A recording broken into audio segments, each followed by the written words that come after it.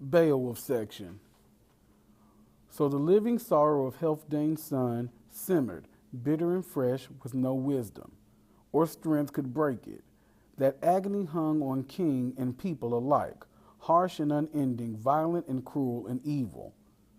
In his far-off home, Beowulf, Higlac's follower and the strongest of the Geats, greater and stronger than anyone anywhere in this world, heard how Grendel filled nights with horror, and quickly commanded a boat fitted out, proclaiming that he'd go to that famous king, would sail across the sea to Hrothgar now when help was needed. None of his wise ones regretted his going. Much as he was loved by the Geats, the omens were good, and they urged the adventure on. So Beowulf chose the mightiest men he could find, the bravest and the best of the Geats, 14 in all, and led them down to their boat. He knew the sea would point the prow straight to that distant Danish shore. Beowulf and his men sail over the sea to the land of the Danes to offer help to Hrothgar. They are escorted by a Danish guard to Herod, where Wulfgar, one of Hrothgar's soldiers, tells the king of their arrival. Hrothgar knows of Beowulf and is ready to welcome the young prince and his men. Then Wulfgar went to the door and addressed the waiting seafarers with soldiers' words. My lord, the great king of the Danes, commands me to tell you that he knows of your noble birth, and that having come to him from over the open sea, you have come bravely and are welcome. Now go to him as you are, in your armor and helmets, but leave your battle shields here, and your spears. Let them lie waiting for the promises your words may make.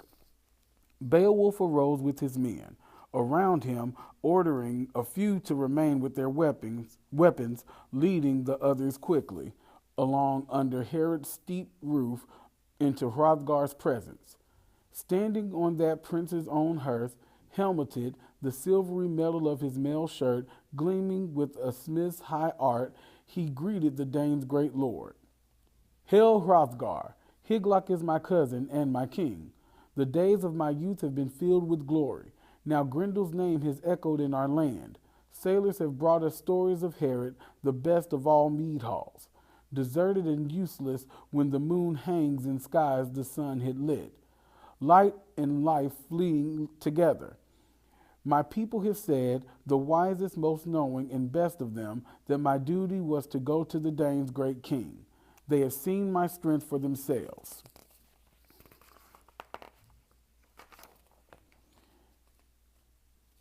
He watched me rise from the darkest of war, have watched me rise from the darkness of war, dripping with my enemy's blood.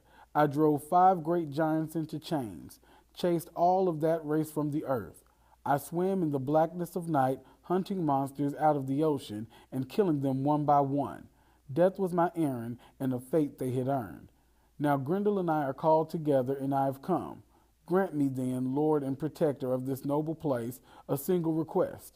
I have come so far, O shelterer of warriors and your people's loved friend, that this one favor you should not refuse me, that I, alone with the help of my men, may purge all evil from this hall.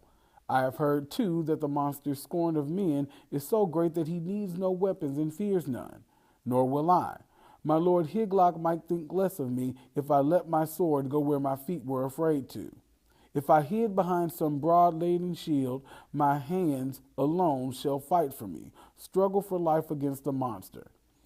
God must decide who will be given to death's cold grip. Grendel's plan, I think, will be what it has been before, to invade this hall and gorge his belly with our bodies. If he can. And I think if my time will have come, there'll be nothing to mourn over, no corpse to prepare for its grave.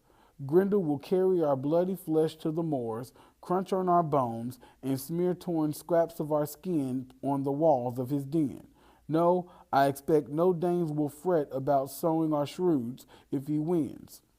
And if death does take me, let the hammered mail of my armor send the hammered mail of my armor to Hygelac.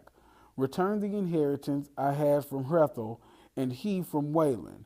Fate will unwind as it must.